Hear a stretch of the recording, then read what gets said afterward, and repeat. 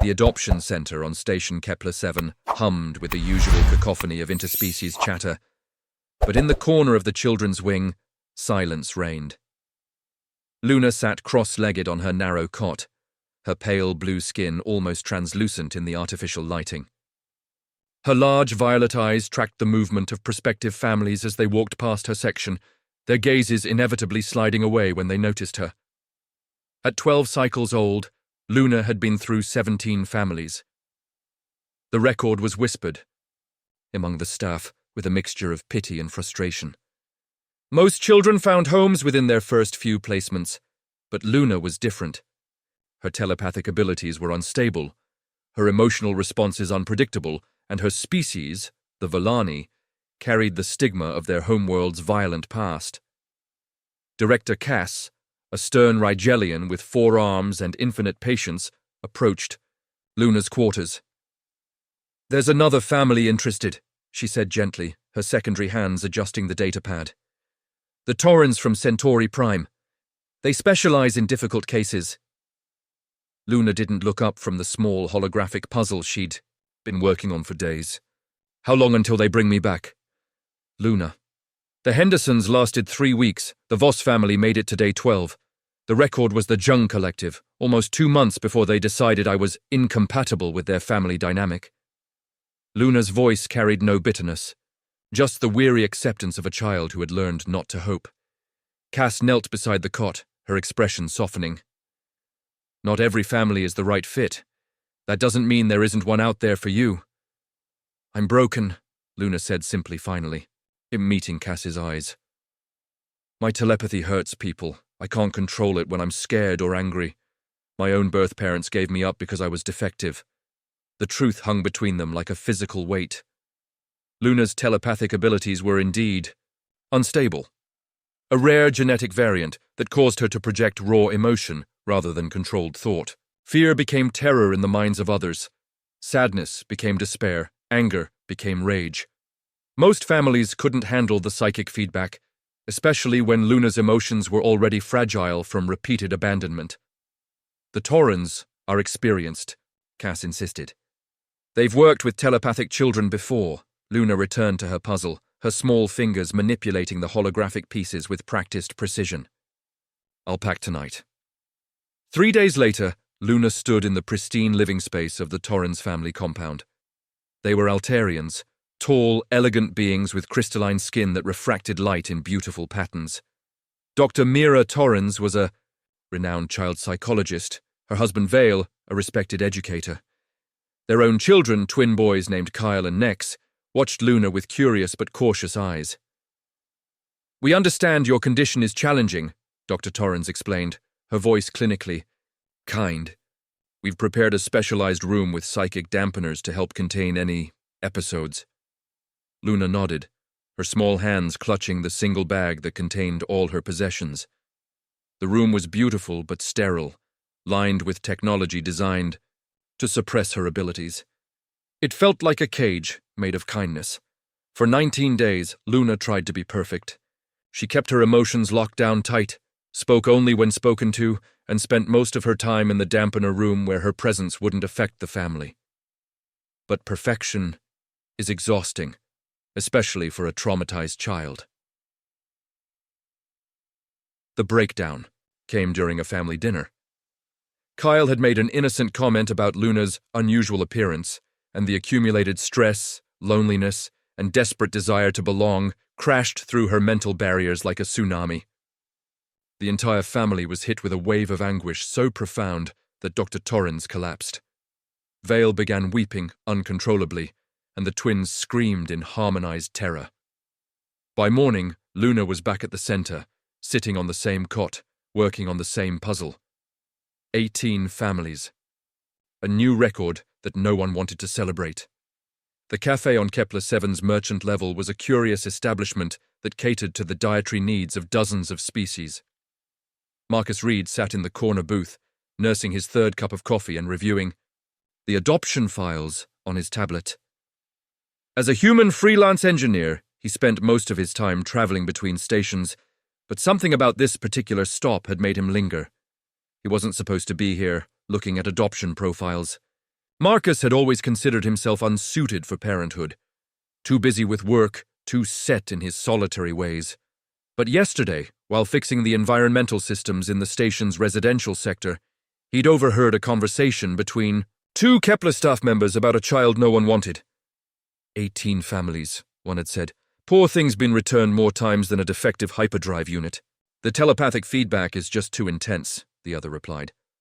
Director Cass is running out of options. Most species can't handle sustained exposure to uncontrolled Villani emotion projection.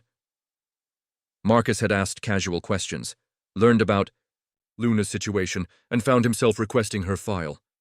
Now looking at her photograph, a small, blue-skinned girl with eyes that held far too much sadness. He wondered what the hell he was thinking. Humans were one of the few species with natural resistance to telepathic intrusion. Not immunity, but a mental flexibility that allowed them to experience psychic input without being overwhelmed by it. It was why human diplomats were often requested for negotiations with telepathic species, and why human therapists had success treating psychic trauma cases. But knowing the theory and living with an emotionally unstable telepathic child were entirely different things. Marcus finished his coffee and made his way to the adoption center. The lobby buzzed with activity. Families of various species reviewing files, children playing in designated areas, staff members facilitating meetings. Director Cass appeared harried as she juggled multiple conversations with her forearms. Hear about Luna, Marcus said when he finally reached her desk. Cass's expression grew guarded. Mr. Reed, I appreciate your interest, but I should be upfront about Luna's challenges. She's been through multiple placements, all unsuccessful. Her telepathic abilities are uncontrolled emotional projection with no conscious filtering, Marcus interrupted. I read the file. I also know humans have natural resistance to psychic feedback. Resistance isn't immunity, Cass warned. Luna's trauma has made her abilities particularly volatile. When she's distressed, which is often, the psychic pressure can be intense. Marcus nodded. I'd like to meet her. They found Luna in the same corner where she seemed to live, still working on her holographic puzzle. She looked up when they approached, and Marcus felt a subtle pressure against his mind. Not painful, but definitely present. A kind of psychic static that carried undertones of wariness and fear. Luna, this is Marcus Reed, Cass said gently. He's interested in learning more about you. Luna studied Marcus with those enormous violet eyes. He was different from her previous prospective parents. Less polished, more rough around the edges.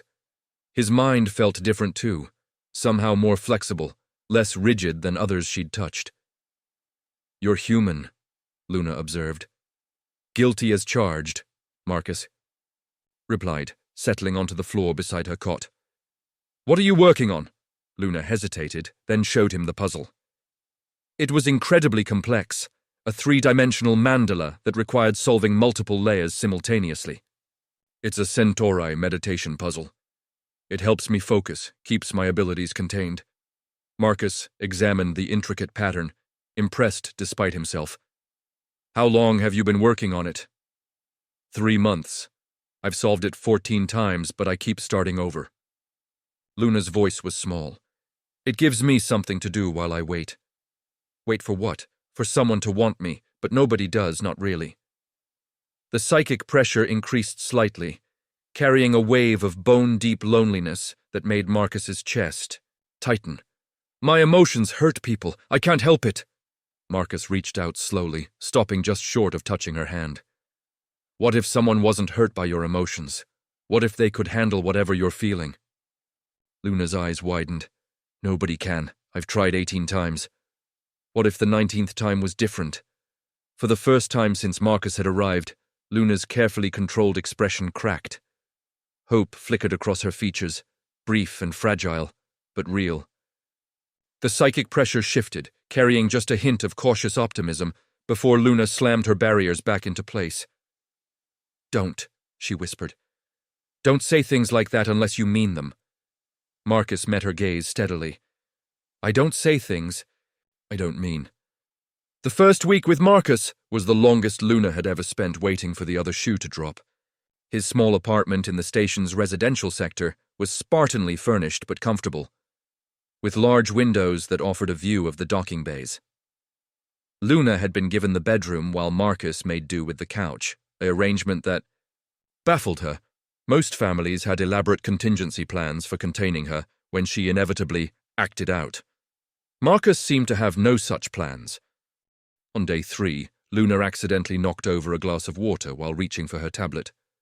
The crash triggered an immediate panic response, not just from the sudden noise, but from the anticipation of anger, disappointment, consequences. Her telepathic abilities surged, projecting pure terror throughout the apartment. Marcus, who had been in the kitchen, simply appeared with a towel and began cleaning up the spill. Luna braced herself for the lecture, the pointed comments about being more careful, the tightening of rules that always followed her mistakes. Instead, Marcus handed her a new glass of water and went back to his engineering schematics. "That's it?" Luna asked, her voice small and confused. "It's water," Marcus replied without looking up. "It's not like you burned the place down." The casual acceptance was so foreign to Luna's experience that she didn't know how to process it. Her previous families had treated every mistake as confirmation of her fundamental unsuitability, every accident as evidence that she was too damaged to be worth the effort. Marcus's indifference to her small catastrophe was more disorienting than anger would have been. Day 5 brought a bigger test. Luna had been doing well, keeping her emotions carefully contained, when a nightmare shattered her control. She woke, screaming, her telepathic abilities broadcasting raw terror with such intensity that the apartment's walls seemed to vibrate with psychic energy. In her previous placements, such episodes had resulted in emergency calls to the center, hurried meetings with concerned parents, and inevitable returns.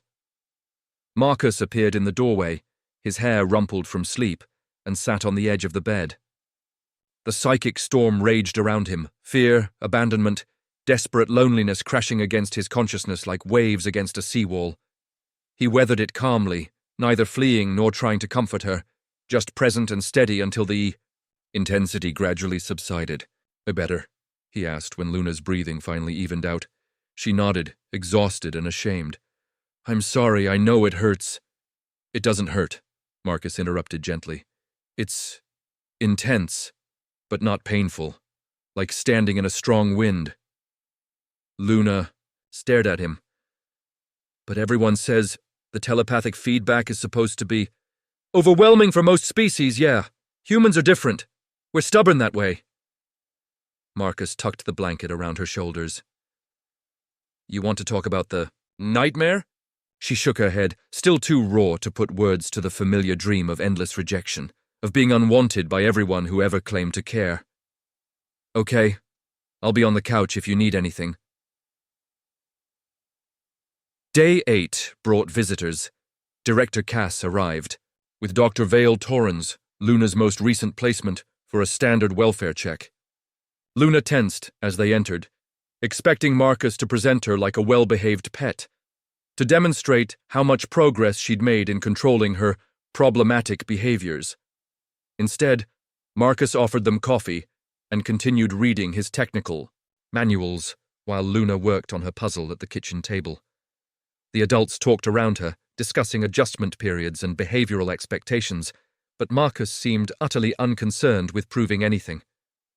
"She's had no incidents?" Dr. Torrens asked, his crystalline features reflecting surprise. "No emotional outbursts or telepathic episodes?" "She had a nightmare a few nights ago," Marcus replied casually. "Nothing unusual for a kid with trauma." The Kiai. "In psychic projection during her nightmares was one of our primary concerns," Dr. Torrens continued. "The intensity was quite overwhelming," Marcus shrugged. "It's just emotion. Strong emotion, sure, but still just feeling." Luna watched this exchange with growing amazement. Marcus spoke about her abilities as if they were simply another aspect of who she was, no more remarkable than her eye color or her preference for sweet foods. There was no clinical detachment, no barely concealed frustration, no careful management strategies. Just acceptance. When the visitors left, Luna remained at the kitchen table, her puzzle forgotten. "Why aren't you afraid of me?" she asked suddenly. Marcus looked up from his schematics. Should I be? Everyone else is. They pretend they're not. But I can feel it. The fear, the disgust, the wish that I was someone else. Luna's voice grew smaller. I can feel how much trouble I am. You're not trouble, Marcus said simply.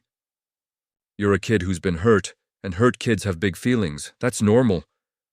But my feelings hurt other people. Only because they can't handle the intensity. That's not your fault. Marcus set aside his work and gave her his full attention. Luna, have you ever been told that your abilities might actually be a gift? She laughed bitterly. A gift? I project trauma and fear into people's minds. How is that a gift? Because you also project joy, wonder, hope, love. You experience emotions more deeply than most beings ever will, and you share that experience with others. That's not a curse. That's connection. Pure, honest connection. Luna stared at him, her world tilting on its axis. In all her cycles of existence, through 18 failed placements and countless therapeutic interventions, no one had ever suggested that her telepathic abilities might be anything other than a burden to be managed. Or cured, but I can't control it. Maybe you're not supposed to control it. Maybe you're supposed to learn to direct it. 3 weeks into their unconventional arrangement, Marcus began what he privately called Luna's education in being herself. It wasn't a formal program, nothing like the structured behavioral modification attempts of her previous placements. Instead, it was a gradual process of helping Luna understand that her telepathic abilities weren't a malfunction to be suppressed, but a natural part of her that had been shaped by trauma. The breakthrough came during a seemingly mundane moment. Marcus was troubleshooting a complex engineering problem, muttering to himself as he worked through calculations on his tablet. Luna sat nearby, ostensibly reading but actually studying his thought processes through their telepathic connection. She'd learned to skim the surface of minds without diving deep, a survival skill developed through years of trying not to overwhelm her temporary families. But Marcus's mind was different. Where others felt rigid and fragile under telepathic contact, his thoughts moved like water around obstacles, adapting and flowing rather than breaking. And more remarkably, he didn't seem to mind her presence there. You know I can feel you thinking, right? Marcus said without looking up from his work. Luna jerked back mentally, prepared to apologize, but Marcus continued before she could speak. Your thoughts taste like silver bells, he added casually. Curious and bright, with little melodic fragments when you find something interesting. You can sense my thoughts? Luna asked, startled. Not thoughts exactly, more like the shape of your thinking, the emotional texture. Marcus glanced at her with a slight smile. Humans don't broadcast like you do, but we're not completely psychically deaf either. Especially when someone's been gently poking around in our heads for weeks. Luna flushed blue-green with embarrassment. I wasn't trying to invade your privacy. Your mind is comfortable. It doesn't push back or feel brittle like others do. That's because I'm not trying to keep you out, Marcus said simply. Most people panic when they feel telepathic contact and throw up mental walls. Creates friction, makes the whole experience uncomfortable for everyone involved. This was a revelation. Luna had always assumed the painful feedback from her abilities was an inevitable consequence of her defective telepathy. The idea that it might be partially caused by others' resistance had never occurred to her. What if I tried projecting something on purpose? Luna asked hesitantly. Something good? Marcus set aside his tablet and gave her his full attention. What did you have in mind? Luna closed her eyes and reached for a memory, not the painful ones that usually surfaced unbidden, but something precious and rare. The first time she'd successfully solved her meditation puzzle, the pure satisfaction of watching the final piece click into place. She held the memory gently, like a soap bubble, and let it expand outward. The emotion hit Marcus like a warm wave. Triumph. Joy. The particular sweetness of accomplishment after struggle. It was beautiful and profound, carrying layers of meaning that mere words could never convey. He felt tears prick at the corners of his eyes, not from sadness, but from the sheer intensity of shared happiness. That was incredible, he said softly. Do you understand what you just did? Luna opened her eyes, her expression cautiously hopeful. I shared something good. You shared a piece of your soul. That's not broken, Luna. That's magnificent. Over. The following days, they experimented with different types of emotional projection. Luna learned to share wonder by projecting her awe at the star patterns visible from their window. She conveyed comfort by broadcasting the warm safety she felt in Marcus's presence. Most remarkably, she began to project love, tentative at first, like testing the temperature of water, then with growing confidence. Each successful projection built Luna's understanding of her abilities as a form of communication, rather than an affliction. She started to see patterns in how different emotions translated telepathically, how intensity could be modulated, how the texture of feelings changed based on their source and context. But the real breakthrough came when Marcus had a difficult day. A major project had fallen through, leaving him frustrated and worried about finances. He tried to hide his stress, but Luna felt it anyway. Not as an intrusion, but as natural as sensing someone's mood from their body language. Without thinking, Luna reached out telepathically and offered comfort. Not overwhelming sympathy, but a gentle presence that said, "You're not alone. This will pass. You matter." The projection was subtle, skillful, perfectly calibrated to provide support without overwhelming. Marcus looked up in surprise, then smiled. "Thank you. That helped. I didn't hurt you? Not even a little. You helped me carry the weight for a moment." Marcus studied her thoughtfully. "Luna, I think it's time you understood something important. Your abilities aren't random or uncontrolled. They respond to your emotional state, yes, but they also respond to need, yours and others. When you're terrified, you project terror as a call for help. When you're happy, you share that joy because it's natural to want others to share good. In things, Luna considered this. So when I project fear during nightmares, you're asking for comfort. When you share happiness after solving a puzzle, you're celebrating with whoever's nearby. Your telepathy isn't broken. It's working exactly as it's supposed to. You're a natural empath, Luna. You don't just feel emotions, you facilitate emotional connection between beings. For the first time in her young life, Luna began to see herself not as defective, but as different. Special, even. The families who had returned her hadn't failed because she was broken. They'd failed because they couldn't appreciate what she was. But Marcus could. Marcus saw her telepathic abilities as a gift, her emotional intensity as strength, her need for connection as perfectly natural. With him, she wasn't a problem to be solved or a challenge to be managed. She was just Luna, exactly as she was meant to be.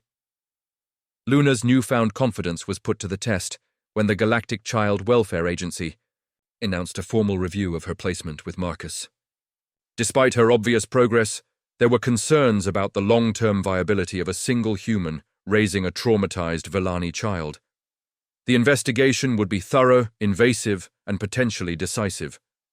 Agent Rix Valdor, a stern Altarian, with a reputation for strict adherence to protocol, arrived at their apartment on a Tuesday morning with a briefcase full of assessment tools and a barely concealed skepticism about the entire arrangement.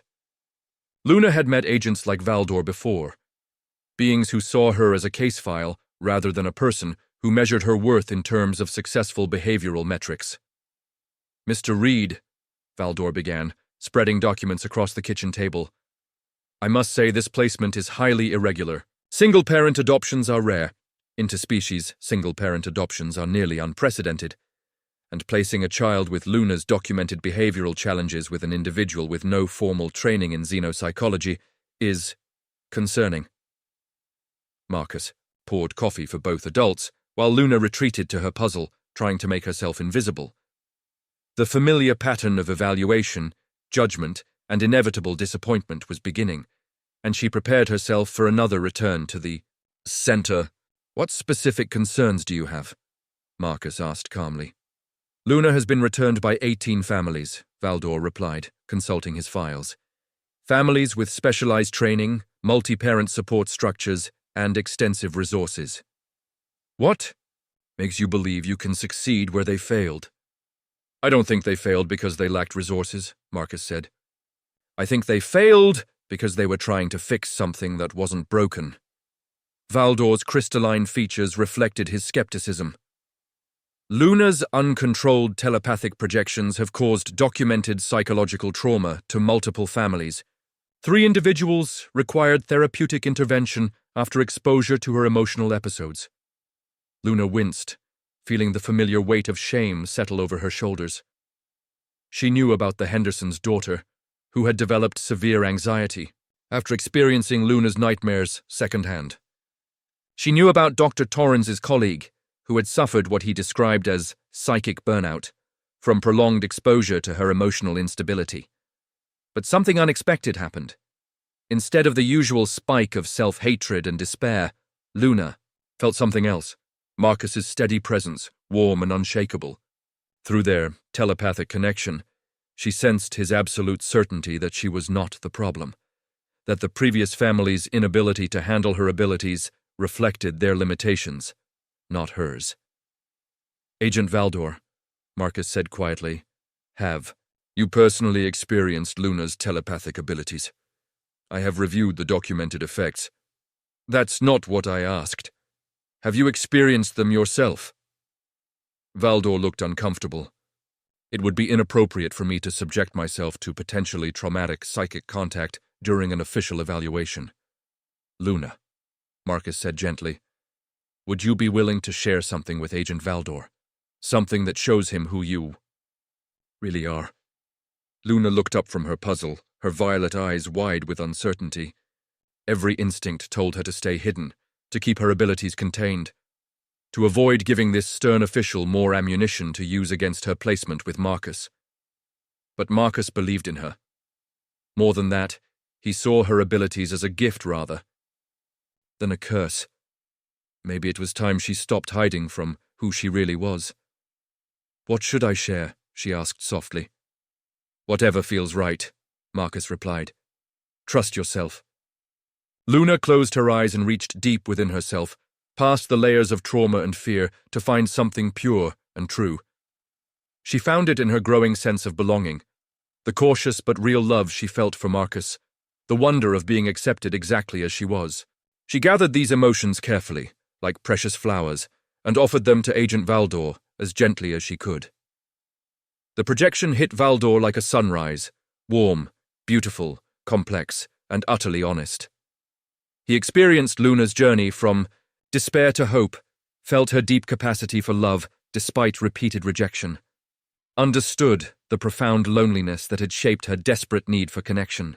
But more than that, he felt her joy in being seen and accepted, her gratitude for Marcus's unconditional care, her growing confidence in her own worth. When the projection ended, Valdor sat in stunned silence, his usual official composure completely shattered.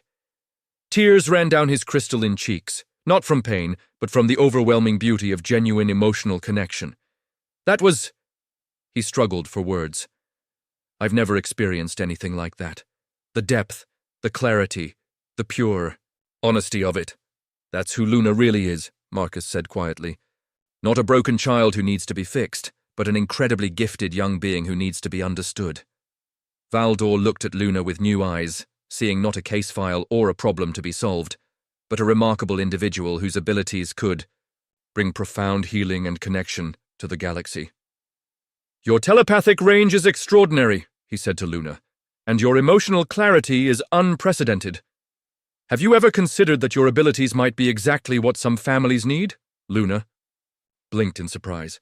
What do you mean? I mean that perhaps the question isn't why so many families couldn't handle your gifts, but why they were never introduced to families who could benefit from them. Valdor turned to Marcus. Mr. Reed, I came here prepared to recommend Luna's placement in a specialized facility for high-level telepathic cases. Instead, I find myself wondering if we've been approaching her situation entirely wrong. How so? We've been treating Luna's abilities as a disability to be managed rather than a talent to be developed. But what I just experienced, that wasn't the chaotic emotional projection described in her files. That was sophisticated, controlled, beautiful telepathic communication. Luna felt something shift inside her chest, a loosening of the tight knot of shame and self-doubt that had lived there for so long. For the first time, an official representative of the system that had repeatedly failed her was seeing her abilities as valuable rather than problematic. "So what happens now?" Marcus asked. Valdor gathered his papers with newfound purpose. "Now I recommend that this placement be made permanent, and that Luna be enrolled in advanced telepathic development programs. It's time the galaxy recognized what it has in her." 6 months after Agent Valdor's visit, Luna's life had transformed in ways she never could have imagined. The apartment she shared with Marcus had become a true home, filled with her artwork, his engineering projects, and the comfortable clutter of a family that actually functioned. But more than the physical changes, Luna herself had blossomed into someone she barely recognized, confident, curious, and no longer afraid of her own abilities. The Advanced Telepathic Development Program at Kepler-7's Institute for Psychic Studies had opened Luna's eyes to possibilities she'd never dreamed of. Under the guidance of Dr. Nira Kell, a renowned Betazoid telepathic researcher, Luna learned that her abilities weren't just unusual, they were revolutionary. Traditional telepathy involves the transfer of specific thoughts or images, Dr. Kell explained during one of their sessions. But your abilities work on a deeper level entirely. You don't just share thoughts, you share the actual experience of emotion. That's not communication. That's genuine empathic connection. Luna sat in the Institute's practice room, surrounded by sophisticated monitoring equipment that tracked her telepathic emissions. Gone were the days when her abilities were seen as chaotic outbursts to be contained. Now they were studied, celebrated, and carefully developed. "But why me?" Luna asked. "Why am I different from other Villani telepaths?" "Genetic variance, possibly, trauma adaptation, certainly. But also," Dr. Kell paused thoughtfully, "I believe your abilities developed in response to your deep need for connection. You were rejected so many times that your mind literally evolved, a way to share your innermost self with others, hoping someone would finally understand." The irony wasn't lost on Luna. The very abilities that had made her unwantable to 18 families had actually been her mind's attempt to find the connection she desperately needed. Her training at the Institute involved learning to modulate her projections, to shape and direct her emotional broadcasts with the precision of an artist. She learned to offer comfort to grieving patients in the medical center, to share courage with frightened children awaiting surgery, to provide joy to isolated elderly beings in long-term care facilities. For the first time in her life, Luna's telepathic abilities were being used to help rather than accidentally harm. But perhaps the most remarkable development was happening at home. Marcus had begun experiencing what he called resonance effects, a growing sensitivity to Luna's emotional states that seemed to strengthen their bond rather than burden him. Sometimes he would know she'd had a good day at the Institute before. She even walked through the door. Other times, he would wake up sensing that she needed comfort from a nightmare before she'd made a sound. "It's like we're developing our own private communication channel," Marcus explained to Dr. Kell during a family session. "I'm not telepathic, but something about living with Luna is awakening something." "That's not unusual," Dr. Kell replied. "Luna's abilities don't just project outward. They can also facilitate development of latent psychic sensitivity in others. Many human Villani bonded pairs develop this kind of resonant connection." "Bonded pairs?" Luna asked, the term unfamiliar. "It's an old Villani concept," Dr. Kell explained. "When a Villani telepath finds someone whose mind naturally harmonizes with theirs, they can form a permanent empathic bond. It's rare, especially across species, but incredibly powerful when it occurs." Luna looked at Marcus with wonder. "Is that what we are? Bonded?" Marcus smiled. "I don't know about the technical term, but yeah, kid, we're definitely bonded." The validation of their connection came at exactly the right time, because Luna was facing a new challenge. Word of her unique abilities had spread through the galactic telepathic community, and she'd received multiple offers from families wanting to adopt her, not as a last resort, but specifically because of her gifts. The Mindari Collective, a group of advanced telepaths from the Andromeda sector, offered to provide Luna with resources and training beyond anything available in their local galaxy. The Zenth dynasty, wealthy philanthropists known for their support of psychic research, wanted to sponsor her education at the most prestigious telepathic academy in known space. For someone who had spent her childhood being rejected, the sudden flood of interest was overwhelming. "I don't understand," Luna confided to Marcus one evening, as they sat watching ships dock through their large window. "For years, nobody wanted me. Now everyone does. What changed?" "You learned to see yourself as valuable," Marcus replied. "And when you started believing you were worth something, others could see it too. But what if they only want me because of what I can do, not who I am?" Marcus turned to face her fully. "Luna, what do you want?" "I want to stay with you," she said, without hesitation. "You're my family, the only real family I've ever had." "Then that's your answer. All those offers are flattering, but they're not more important than what we have here." Luna felt a wave of relief so profound that it broadcasted through their apartment, probably alerting half the residential sector to her emotional state. But for once, she didn't care who felt her feelings. She was exactly where she belonged, with the person who had seen her value when no one else could. The rejections had ended. The returns were over. Luna had found her forever home, and more. Importantly, she had found herself. 2 years later, Luna stood in the same corner of the Kepler-7 Adoption Center, where she had once waited endlessly for a family that would keep her. But now she wasn't there as a child seeking a home. She was there as a volunteer, using her remarkable abilities to help other difficult children find their own paths to belonging. The center had been transformed by Luna's presence.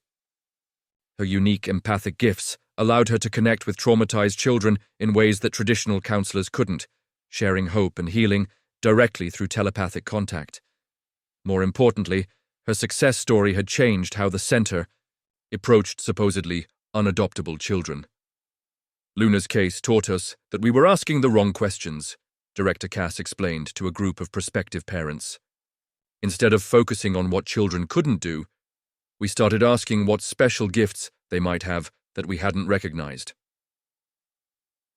Today, Luna was working with a young Arcturian boy named Tom, whose aggressive tendencies had led to multiple failed placements.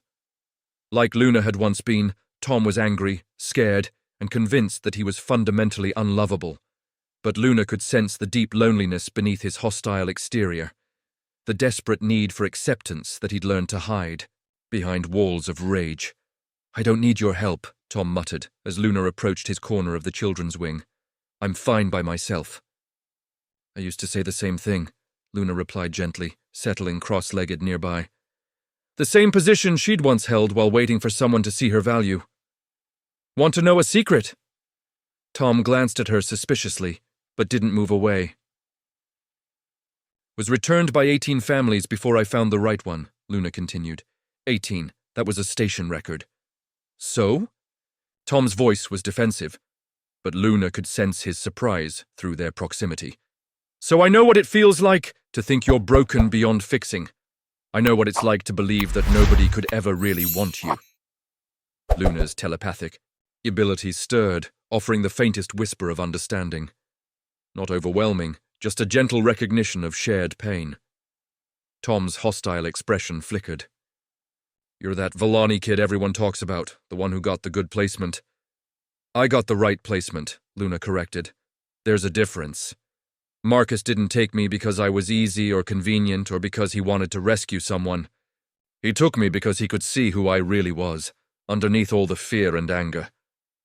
"Must be nice," Tom said bitterly. "Some of us aren't that lucky." "Tom, can I show you something?" Before he could object, Luna carefully projected a memory, not overwhelming or invasive, but gentle as a whispered secret. She shared the moment, Marcus had first sat beside her cot, the feeling of being truly seen for the first time. The gradual realization that someone could accept her exactly as she was. Tom's eyes widened as he experienced the memory. Through Luna's telepathic sharing, he felt what it was like to be valued not despite your differences, but because of them. For a brief moment, his anger dissolved into wonder. "How did you do that?" he asked softly. "Everyone thinks my telepathy was the problem," Luna explained. "But it wasn't the problem, it was the solution. I just needed someone who could appreciate what made me different instead of trying to make me normal." Over the following weeks, Luna worked with Tom to help him understand his own gifts. His aggression, it turned out, was actually a strong protective instinct combined with keen tactical intelligence. He wasn't violent. He was a natural guardian who had never learned appropriate outlets for his protective nature. When the Reeves family, former military officers who ran a security consulting firm, met Tom, they didn't see a problem child. They saw a young being with the instincts and intelligence to excel in their field. Within a month, Tom had found his forever home with people who appreciated his warrior spirit. The transformation wasn't unique to Tom. Throughout the center, children who had been labeled as difficult or damaged were being re-evaluated through Luna's lens of possibility rather than pathology. A young girl whose attention deficit was actually advanced pattern recognition found a home with research scientists. A boy whose emotional instability was profound artistic sensitivity was placed with a family of musicians. Luna's influence extended beyond individual placements. Her work had attracted attention from child welfare agencies across the galaxy, leading to new protocols that focused on matching children's unique abilities with families who could nurture those gifts. The old model of trying to make children fit standard family structures was giving way to finding families that could adapt to what each child offered. But perhaps the most meaningful change was in Luna herself. The frightened, broken child who had once sat in this same corner was now a confident young woman whose abilities brought healing and hope to others. She had not only found her place in the galaxy, she had created a new understanding of what it meant to belong. Marcus appeared in the doorway of the children's wing, carrying 2 cups of that terrible station coffee they both somehow enjoyed. At 15, Luna was tall enough now to meet his eyes when they stood together, her pale blue skin having gained a healthy luminescence that spoke of happiness and security. "Ready to head home?" he asked, offering her a cup. Luna looked around the center one more time, at the children still waiting for their families, at the staff members who now approached each case with hope rather than resignation, at the transformed space that had once been nothing but a source of pain for her. "Yeah," she said, linking her arm through Marcus's as they walked toward the exit. "I'm ready." As they left the center together, Luna's telepathic abilities stirred one final time. Not projecting her own emotions, but sensing the hope and possibility that now filled the space. Children who had once been labeled as unwanted were discovering their worth. Families were learning to see gifts where they had previously seen only challenges. The cycle of rejection and return was breaking, one successful placement at a time. And at the center of that transformation was a girl who had been rejected 18 times, returned again and again, until she found the one person who could see that she wasn't broken at all. She was exactly who she was meant to be. The apartment. They returned to that evening was warm with the light of home, Marcus's engineering projects spread across the table, Luna's artwork covering the walls, the comfortable mess of a family that had grown together through understanding rather than obligation, as Luna settled onto the couch to work on a new puzzle. This one a gift from Tom's new family. She felt the deep contentment of someone who had found their place in the universe. Her telepathic abilities hummed quietly in the background of her consciousness. No longer a source of shame or fear, but a bridge that connected her to others who needed what she could offer. Tomorrow, she would return to the center, would help another lost child discover their own path to belonging. But tonight, she was simply Luna, loved, valued, and finally, completely home. The girl who had been rejected 18 times had become the woman who helped others find acceptance. The child who had been returned again and again had learned to help others discover they were exactly where they belonged. And in the end, that made every rejection, every return, every moment of despair worth enduring. Because it had led her here, to this life, to this family, to this purpose. Luna had found her forever home, and in doing so, she had learned to help others find theirs. The story of the unwanted had become the story of the invaluable, and the galaxy was better for it. The ended phrase